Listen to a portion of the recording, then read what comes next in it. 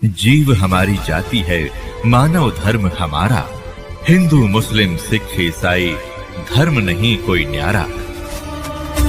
दोनों धर्मों के पुण्यात्माओं, आज से 550 वर्ष पहले, 600 वर्ष पहले ना कोई लाउड स्पीकर था, ना कोई मीडिया था, ना कोई चैनल टीवी था। और एक जुल आया और काशी में एक गृहस्थी दिखाई दे। गृहस्थी नहीं थे दाता, उनके 2 बच्चे थे जो उन्होंने किसी कंडीशन पे, किसी उद्देश्य से और उनको जीवित किया था, जो मर चुके थे। घर वालों ने अंतिम संस्कार उनका कर दिया था। फिर वो बच्चे 12-13 साल की आयु का शरीर था, वो फिर मालिक ने अपने पास अपने बच्चों की तरह रखे थे। उनके कोई माता पिता नहीं थे, लेकिन नीरू नीमा उनको जंगल से उठा कर लेकर आई थी, तालाब से, इसलिए वो संसार की रीति से उनको माता पिता कहा करते थे। तो ऐसी लीला एक सिंपल मैन और उसके 64 लाख से इतनी सुख दिए मालिक ने उन बच्चों को, क्योंकि वो हमारे पिता हैं। हम यहाँ दुखी हैं, ना तो ये ब्रह्म हमारे कर्म को चेंज कर सकता, क्योंकि पाप कर्म के कारण हम दुखी हैं और पुण्य से हमें सुख प्राप्त है। तो पुण्य तो है तो कोई दिक्कत नहीं, नो प्रॉब्लम, सुख है तरह आरो। लेकिन दुख में दुखी हो जाते हैं हम, लेकिन उसको ना तो ब्रह्मा जी ठीक कर सकते, ना विष्णु जी, ना शिव जी, क्योंकि ये प्रारब्ध में कोई परिवर्तन नहीं कर सकते। ना सरपुरुष ये ब्रह्म कर सकता, ना अक्षर पुरुष ये परब्रह्म कर सकता।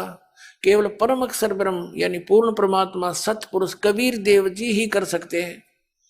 हमारे पापों को नाश करके सुखी कर सकते हैं, और पाप जब तक नहीं कटेंगे सुख नहीं हो सकता। अब जैसे किसी के पैर में कांटा लगा है और वो अपने छोटे बड़े भाई बहन से कहता है मुझे पीड़ा हो रही है। अब वो ये तो बता सकते हैं कि तुझे कांटा लगा जिस कारण से पीड़ा है, उनके पास वो निकालने का कोई वस्तु है नहीं, तो वो निकाल नहीं सकते। तो वो कांटा निकले फिर पिन से, सुई से।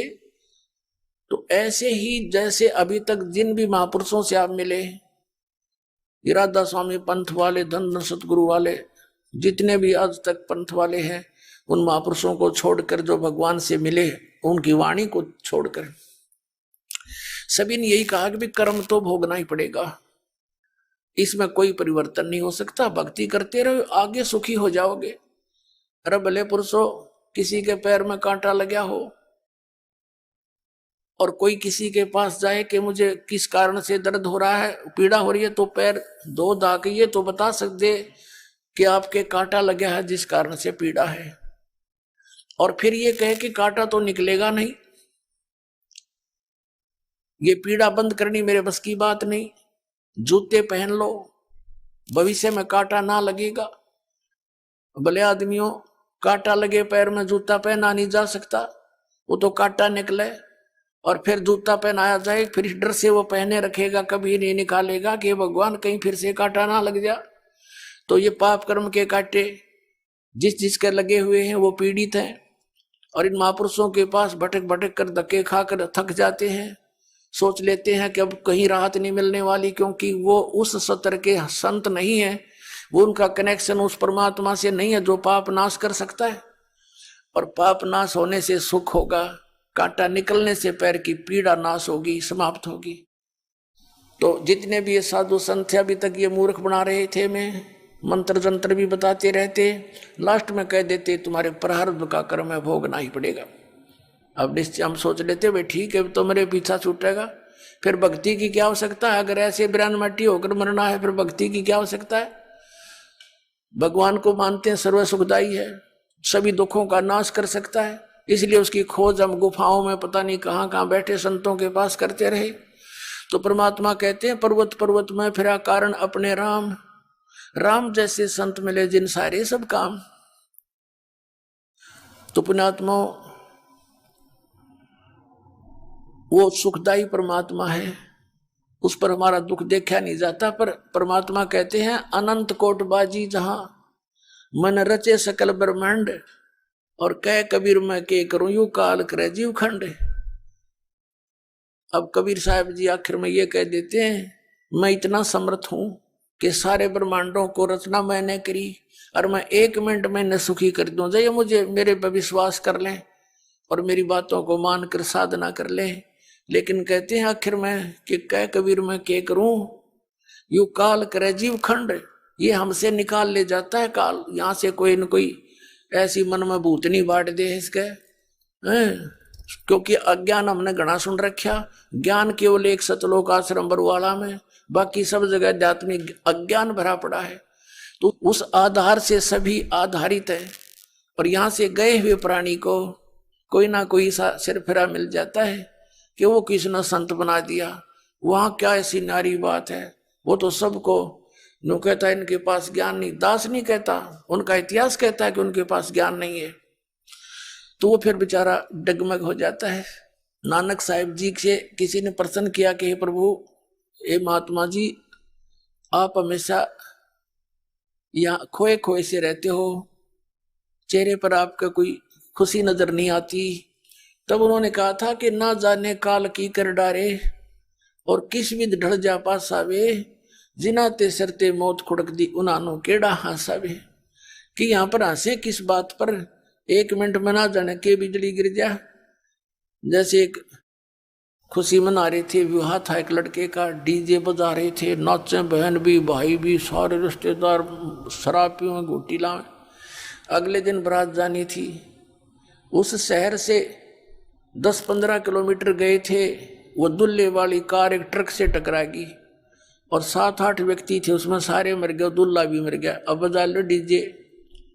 अगले दिन देखा समाचार पत्रों में, माँ भी रोए, बहन भी रोए, टक्कर मारे एक दूसरे के साथ। तो यहाँ किस चीज पर खुशी मनाते हैं? बिना ज्ञान के नशे में नाच रहे हैं हम। यहाँ तो टाइम पास करके अपना पीछा छुटवाओ, चलो वहां खुशी मनाइयो, सदा सतलोक के अंदर सदा खुशी है, वहां पर सदा बाहर है सब कुछ। फिर पूछा कि हे भगवान, हे महात्मा जी, क्या आप सदा ऐसे ही रहते हो या कोई अवसर आपका खुशी का भी आता है? तब उन्होंने कहा कि साध मिले साढ़े शादी होंगी, विछड़ जा दिलगीरी वे, अख दे नानक सुनो जहाना मुश्किल हाल फकीरी वे। नानक साहब जी कहा करते थे कि जब मेरे हंस, मेरे सिख मेरा सत्संग सुनने वापस आते हैं मेरे पास, तो मेरी खुशी का ठिकाना नहीं रहता। और जब यहां से ये जाते हैं, बिछुड़ते हैं मेरे से, मुझे इस बात की चिंता सताने लगती है कि हे भगवान, हे परमात्मा, इन प्यारी आत्माओं को कोई सिरफिरा काल का दूत भ्रमित ना कर दे, क्योंकि ये फकीरी या भक्ति बड़ी कठिन हो गई है। एक संत एक समय में सच्ची कहने वाला एक होता है, झूठ बोलने वाले असंख्य होते हैं। और तो एक व्यक्ति जो सच्चाई सुनकर जाता है, वो कितनी देर तक ठहर सकता है उन झूठों के सामने, जहां पर सैकड़ों व्यक्ति एक ही तरह की बात कहने वाले मिलते हैं। ऐसा नहीं है, ऐसा नहीं है, ये सब झूठ है, कहाँ लिखा है? तो अब दास पर मेहर करी, वो लिखा दिखा दूं हूं, इसलिए आप सभी टिके हुए हो, नहीं तो आपको भी ये डगमग कर देते। तो नानक साहब जी कहा करते थे, साध मिले साढ़े शादी होंगी और विछड़ जा दिलगीरी वे, और अख दे नानक सुनो जहाना मुश्किल हाल फकीरी वे। कहते हैं ये बच्चे वापस आ जाते हैं तो मेरी खुशी का ठिकाना नहीं होता, और जब यहाँ से ये जाते हैं सत्संग सुनकर, फिर मुझे यही चिंता हो जाती है।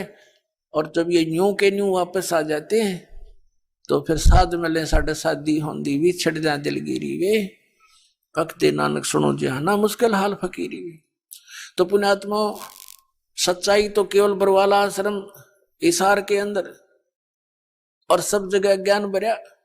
जो पुण्यात्मा यहाँ से संबंधित होती हैं, उनको रास्ते में यहीं से बसों में टकराने लग जाते हैं, वो तो ऐसा है, वो तो वैसा है, क्योंकि काल ने युग करवाना था काम उल्टा कि कोई सच्चाई से परिचित ना हो जा। ये भी काल के दूत इनको पुण्यात्माओं को लग रहे हैं ऐसे रोकने कि उनका सत्संग भी नहीं सुनना, रामपाल का, उसकी किताब भी नहीं पढ़ना। रतरा गजब यो, ऐसा पाप के भागी हो रहे तुम। लेकिन अब इनकी एक नहीं चले। परमात्मा ने कह रखा है कि पूरा विश्व एक होगा, पूरे विश्व में ये ज्ञान कबीर परमात्मा का फैलेगा, एक ही भगवान रहेगा कबीर जी, एक ही ज्ञान रहेगा, ये तत्व ज्ञान, और सब ज्ञान नाश हो जाएंगे।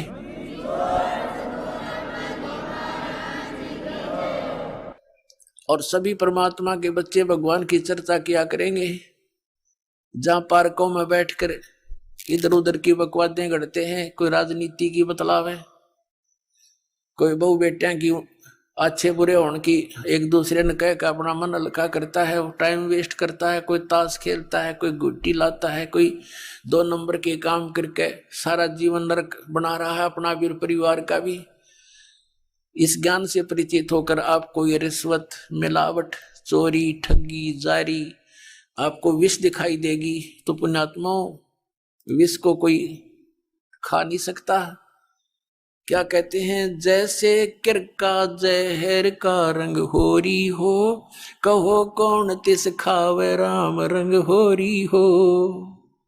जैसे एक कण पड़ा हो विष का, उस कण को भी कौन खाएगा, निकट भी ना जा, बल्कि कितना मिट्टी में दबाओगा उठा के, किसी और का हाथ ना लग जाए। जैसे किरका एक कण विष का, जैसे किरका जहर का रंगोरी हो, कहो कौन तिस खावे राम रंगोरी हो। तो ऐसे जो हमें पाप दायक कोई भी कार्य होगा वो विष दिखाई देगा, हम नहीं करेंगे उसको।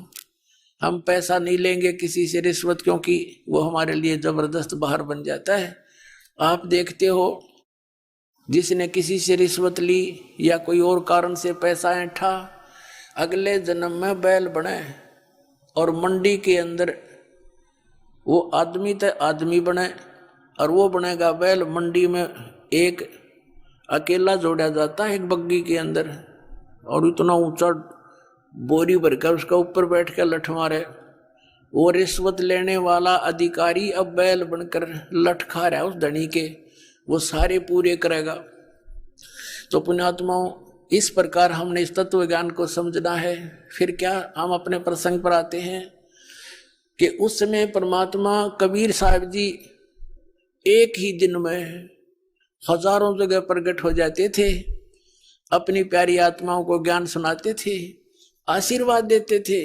आशीर्वाद से उनके दुख दूर होने लग गए तो उनको बड़ी खुशी हुई और परमात्मा के साथ चिपकने लग गए अपने वो बच्चे।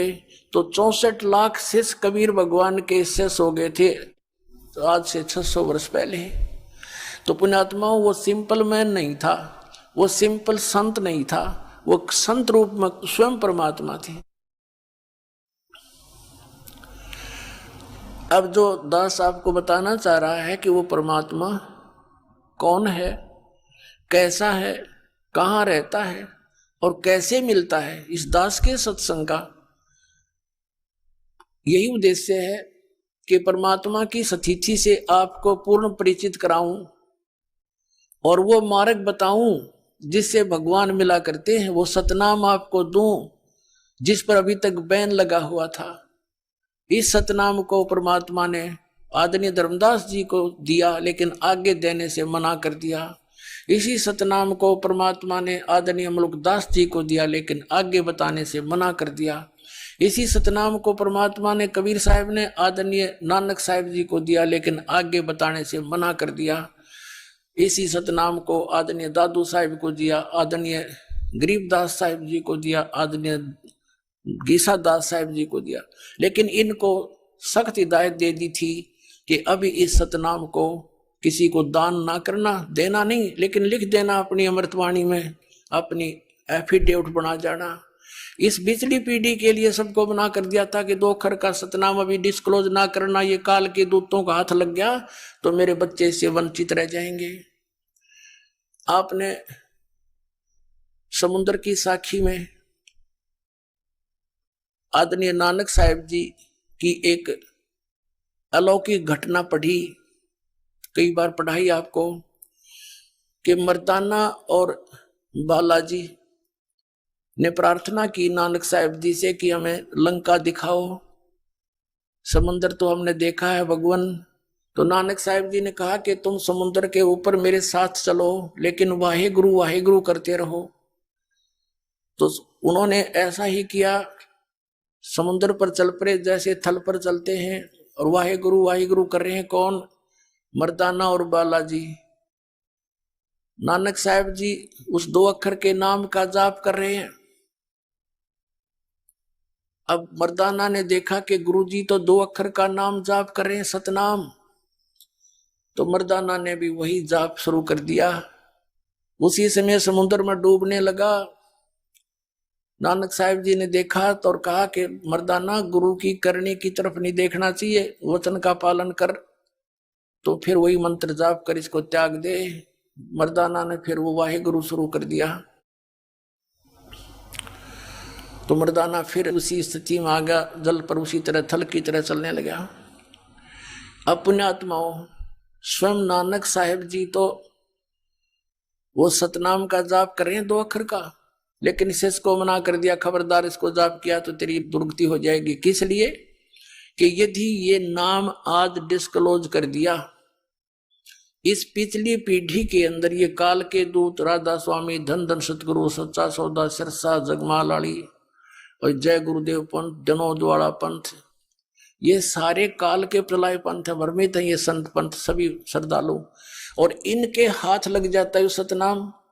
आज ये भी वही 2 अक्षर का नाम जाप करते पाते, तो हम आज डिफरेंशिएट कैसे करता, ये दास आपको कैसे बताता ये ओरिजिनल नाम है और ये ओरिजिनल असली भगवान है, और उनको अधिकार नहीं नाम देने का। इस मंत्र का जाप यदि कहीं से आप सुन देख कर पढ़ कर आप भी जाप करोगे, कोई यूज नहीं होगा, आपको अधिकारी से लेना पड़ेगा ये। और इस अधिकारी दास के अतिरिक्त 21 ब्रह्मांड में आज कोई नहीं है इस नाम के दान करने वाला। अब ये विचारणीय विषय पुण्यात्माओं, आप बच्चे हो, गहराई से सोचो इस बात को कि नानक साहिब जी ने अपने सिख समाज को भी से वंचित क्यों रखा।